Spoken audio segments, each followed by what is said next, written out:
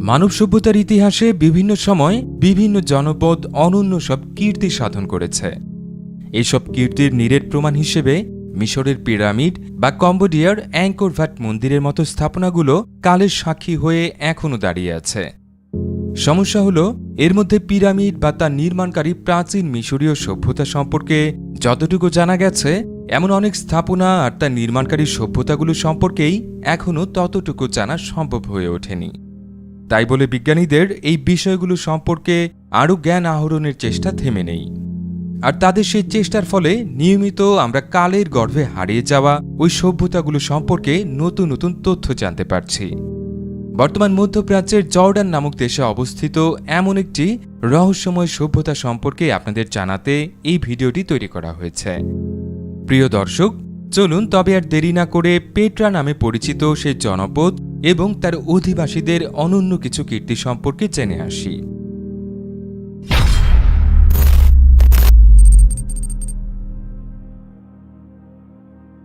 বর্তমান জর্ডানের মান জেলার অন্তর্ভুক্ত পেট্রা নামক এলাকায় প্রথম জনবসতির সূচনা হয়েছিল প্রায় ৯,০০০ বছর আগে। ওই সময় যাযাবর কয়েকটি গোত্র এখানে বসতি স্থাপন করে। তখনও এই এলাকায় কৃষি বিপ্লবের আলো এসে পৌঁছায়নি। তাই আদিম সেই গোত্রগুলোর সদস্যদের জীবিকা উপার্জনের পথ ছিল ভেড়া বা ছাগলের মতো গবাদি পশুর লালন পালন। তবে নথিপত্রে প্রথম পেট্রা নামক জনপদের উল্লেখ পাওয়া যায় প্রায় ৩৫০০ বছর আগে।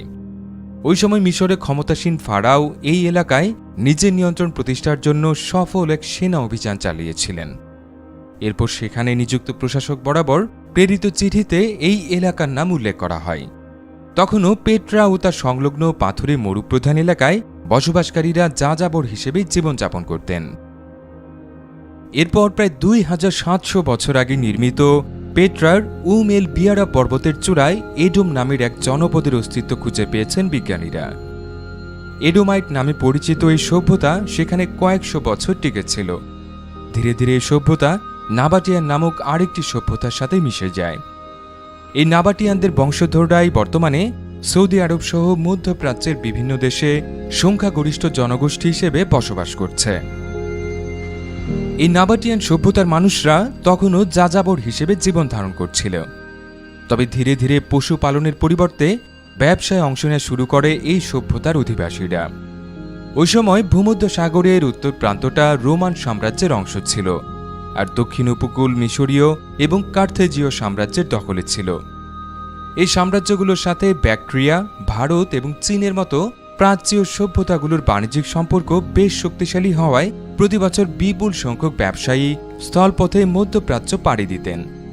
বেদুইন নাবাটিয়ানরা এই ব্যবসায়ী ও তাদের বহরগুলোর জন্য বিশ্রাম এবং প্রতিরক্ষার ব্যবস্থা করতেন।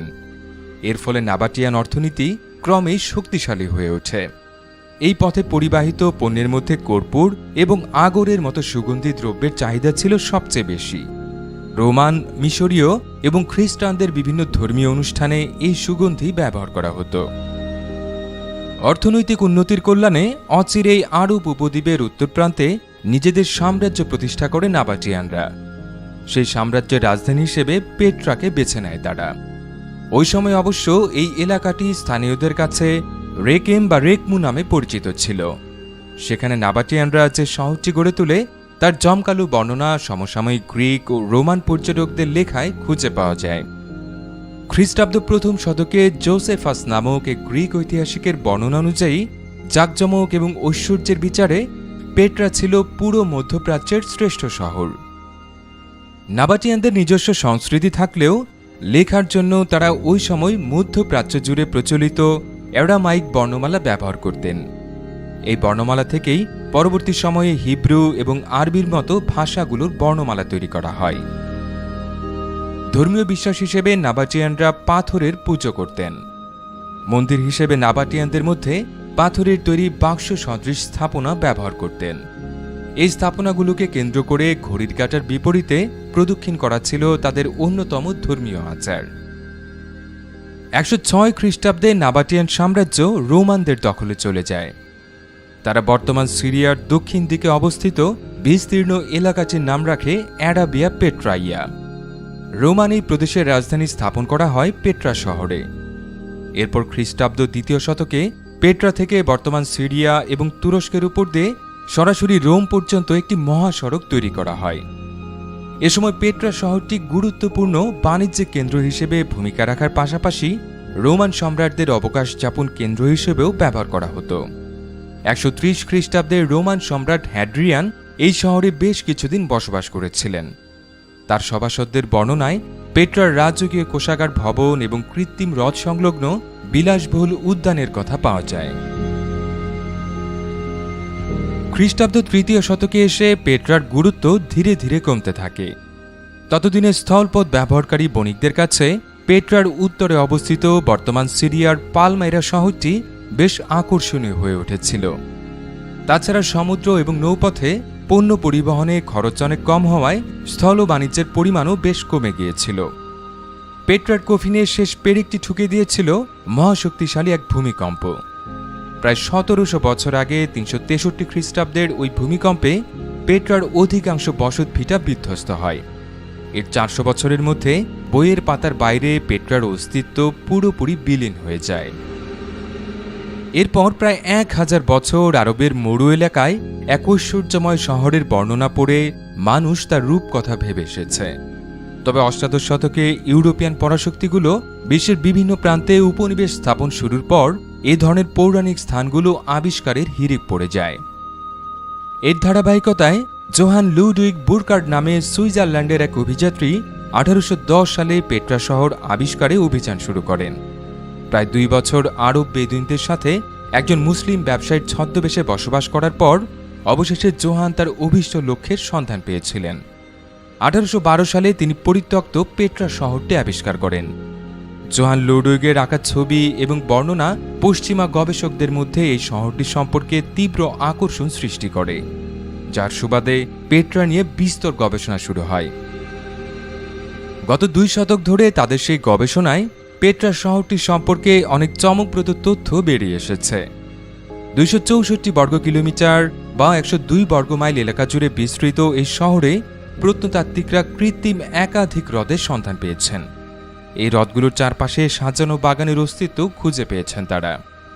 প্রথম দিকে এমন মরু এলাকায় অবস্থিত একটি জনপদে কৃত্রিম হ্রদ সৃষ্টির মতো পানির উৎস নিয়ে সংশয়ের মধ্যে ছিলেন গবেষকরা, কারণ এই শহরের প্রধান পানির উৎসটি এই হ্রদগুলো থেকে প্রায় 5 কিলোমিটার দূরে অবস্থিত।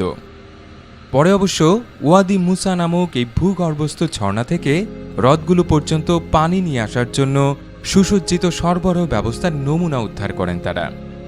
অর্থাৎ এই শহরের বাসিন্দারা পানি সরবরাহ ব্যবস্থা নির্মাণে রোমানদের চাইতেও বেশি দক্ষ ছিলেন। পানি সরবরাহ ব্যবস্থার পাশাপাশি এই এলাকায় শীতকালে প্রায়ই ঝটিকা বন্যা আঘাত হানে, যার ধ্বংসলীলা থেকে শহর রক্ষায় নির্মিত ডজন খানেক বাঁধেরও সন্ধান পেয়েছেন প্রত্নতাত্ত্বিকরা। বিজ্ঞানীদের গবেষণা অনুযায়ী খ্রিস্টাব্দ 3য় শতকে এই শহরে প্রায় 1.5 লক্ষ মানুষের বসবাস ছিল। এদের প্রত্যেকের জন্য দৈনিক 8 লিটারের মতো সুপেয় পানির ব্যবস্থা করা হতো। পেট্রা শহরের মূল আকর্ষণ এর কেন্দ্রে অবস্থিত রাজকীয় কোষাগার ভবনটি। সরাসরি বেলে পাথরের পাহাড় খোদাই করে নির্মিত এই ভবনের নির্মাণশৈলী এক কথায় অতুলনীয়। এই ভবনে ভারতীয় সভ্যতা থেকে শুরু করে রোমান, গ্রিক এবং সিরীয় সভ্যতার বিভিন্ন নকশা ব্যবহার করা হয়েছে। স্থানীয় ভাষায় খাজনে নামক এই কোষাগার ভবন ছাড়াও পেট্রা শহর জুড়ে অসংখ্য সমাধি নাবাটিয়ান স্থাপত্যকলার অনুপম নিদর্শন হিসেবে দাঁড়িয়ে আছে।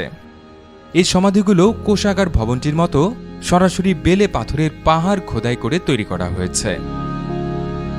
1985 সালের 6 ডিসেম্বর পেট্রা শহরটিকে নিজেদের ওয়ার্ল্ড হেরিটেজ সাইটের তালিকায় অন্তর্ভুক্ত করে ইউনেস্কো। এরপর এই প্রাচীন শহরটি রক্ষণাবেক্ষণে একটি ট্রাস্ট গঠন করা হয়। 1989 সালে গঠিত এই ট্রাস্টের তত্ত্বাবধানে পেট্রার ক্ষয়প্রাপ্ত স্থাপনাগুলোর সংস্কারে একাধিক প্রকল্প বাস্তবায়িত হয়েছে। পুনরায় আবিষ্কৃত হবার পর থেকে বিভিন্ন উপন্যাসে এই শহরটি ব্যবহার করা হয়েছে। 1979 সালে নিউজিল্যান্ডের এক নারী জর্ডানের এক বেদুইনকে বিয়ে করে এই পেট্রার একটি গুহায় বাসা বেঁধেছিলেন। বিয়ের পর থেকে স্বামীর মৃত্যু পর্যন্ত ওই গুহাতেই বসবাস করেন তিনি।